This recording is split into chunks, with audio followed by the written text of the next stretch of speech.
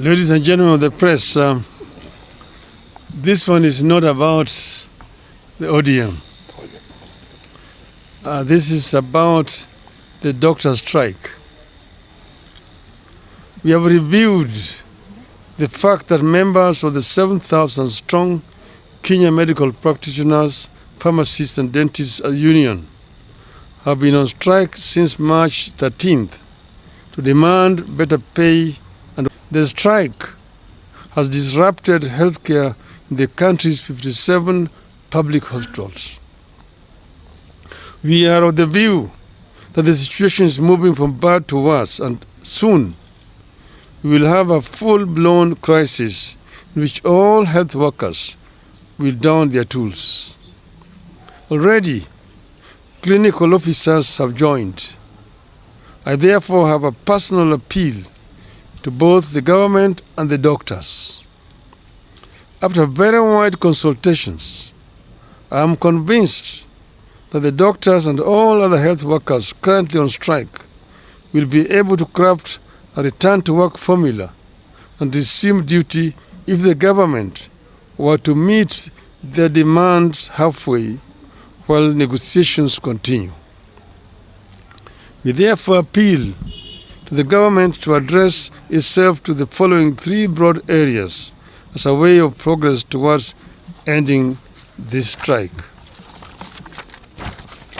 1. Pay for medical interns. For the last 7 years, interns have been earning 206,000 shillings per month. These are actually the doctors running level 4 and many other public hospitals. There is no way an employer can reduce the salaries of employees midstream. That distorts everything in the life of the employee. I therefore ask the government to reinstate the 206,000 shilling pay for interns until the next CBA negotiation, which is around the corner, kicks in. During that next round of negotiations, both parties will put their cases on the table for consideration. 2. Fees and salaries for doctors pursuing further studies.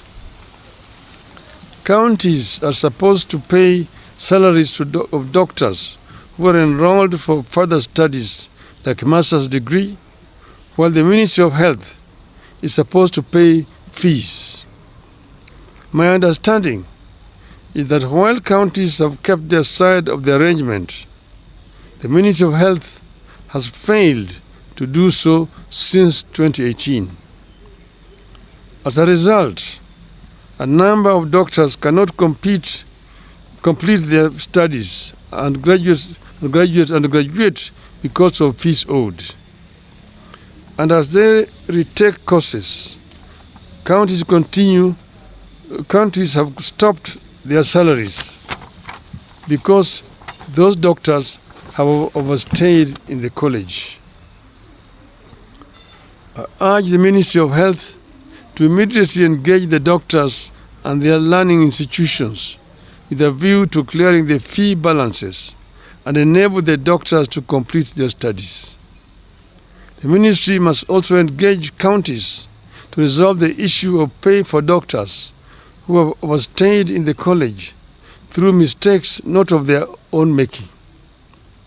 The ministry should also work out a plan for paying stipends to doctors who forego county salaries and ministry fees and privately fund their higher education while offering services in public hospitals.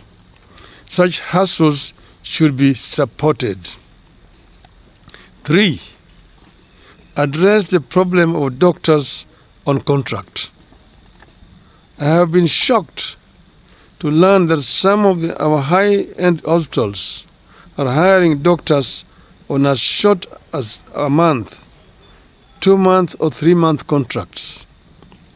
This is wrong. The ministry is failing to stand up for the doctors to prevent their exploitation and exposure to the unfair practices. This ministry must lay down the rules that ensure fair, respectful, and sustainable labor practices by both the public and private health providers. 4. Equal pay for equal work. Doctors are complaining about a free-for-all system where some employers have the free hand to decide what to pay. The result has been a very unequal system where doctors hired to do the same job experience huge variation in salaries. The medical profession is too important to be managed so casually. The ministry must intervene for the doctors. 5. And procedural termination of services. I have terminated contracts of the doctors for one reason or another to reconsider their actions and engage the doctors. The counties that have done so or are in the process of doing so know themselves. I request them to reconsider their steps. I believe that the above actions, if taken in consultation with the union, will see us avert the crisis that is building up in the health sector and pave ways for less antagonistic engagement. This is a crisis that has serious ramifications. We want this crisis to be resolved. We have not spoken before, but we want the government to take notice that we cannot remain silent for a longer time when this is persisting. We ask them to act now. And if they don't, of course they know that the consequences will be very grave indeed. Thank you very much.